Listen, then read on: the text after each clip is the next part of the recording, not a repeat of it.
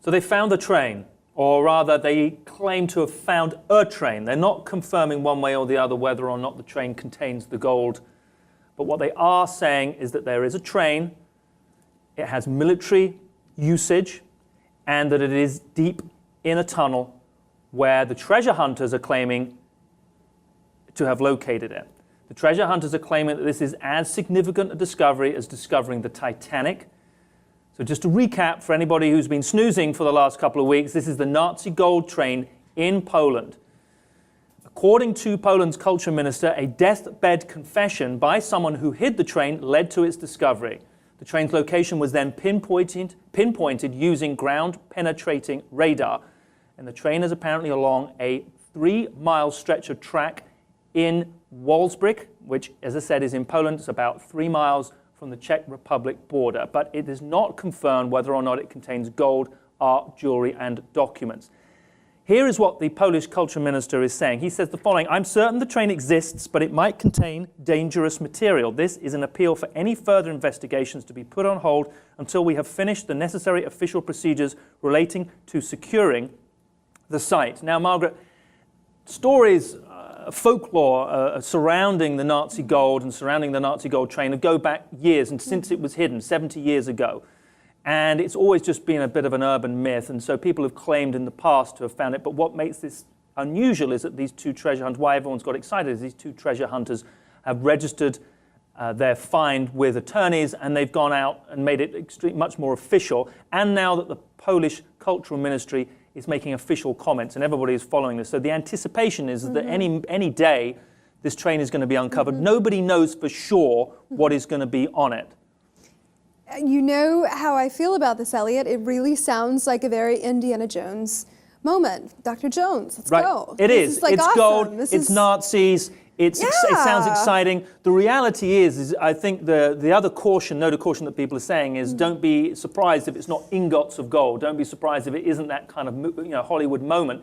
It could very well be, if there is gold there, and again, it's speculation at this point, it could very well be gold tooth fillings from people that died in death camps. So there is that highly moral question as to the extent to which the people who found the gold are going to really seek to claim their 10% reward, because technically under the rules and under the Polish law, they're entitled. Anyone who finds that type of treasure is entitled to 10% of it from the Polish government. It's unlikely. I mean, the question is it morally ambiguous to whether they would actually seek to claim that? I mean, obviously, there are issues with profiting off of, the stolen property of people that have been murdered. I mean, my God. Sure, of course. The number that they're talking about is something, or estimated something in the region of $300 million. So it's significant, so it'll be $30 million. Now, in some ways, this is just a drop in the bucket compared with other supposed Nazi gold hoards. I'm thinking of money that was gold that was supposedly went to the Vatican Bank at the end of the war. Gold that was supposedly gone to, is lying in unnamed Swiss bank accounts, which ultimately will never be repatriated. What the Polish authorities have said is that they will seek to repatriate to the extent that they can the artwork, anything that's specific that they can identify, and repatriate it to the families and the victims' families as appropriate.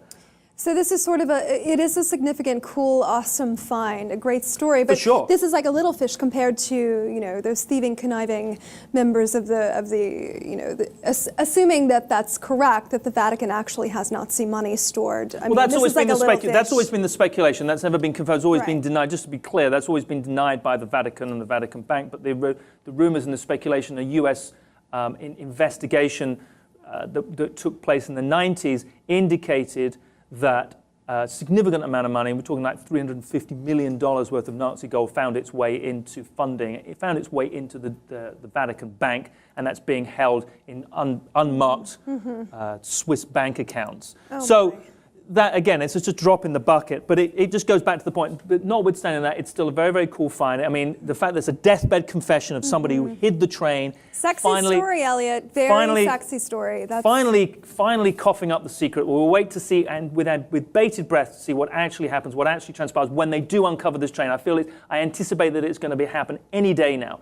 Well, let us know what you think about this, whether you think about the issue of Nazi gold. Let us know your thoughts. Thanks for being with us here. If you haven't already, subscribe to the Lip TV.